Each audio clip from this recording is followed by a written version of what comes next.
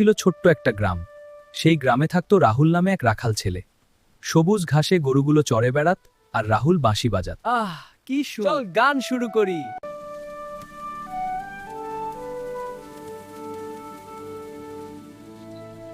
এই ছেলেটার বাঁশির সুরে জাদু আছে। বাঘ এসেছে, বাঘ কাছে, বাঘ এসেছে।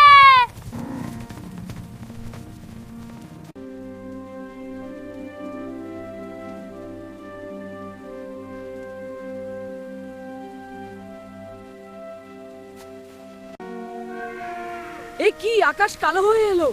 গরুগুলো ভয় পেয়েছে, আমি ওদের বাঁচাবো। এদিকে এসো তাড়াতাড়ি। এবার নিরাপদে আছি। এই গরুরা, এদিকে আয়, তাড়াতাড়ি চল। তুমি ফিরে এসে সাহসী ছেলে। তুমি শুধু রাখাল নও, তুমি একজন সাহসী ছেলে। সেদিন থেকে সবাই তাকে আরো বেশি সম্মান করতে লাগলো। আর রাখাল ছেলে প্রতিদিনের মতোই গরু চড়াতে যেত, কিন্তু এখন সে জানাতো তার কাজ শুধু গরু চড়ানো নয়, তাদের নিরাপদ রাখাও তার দায়িত্ব।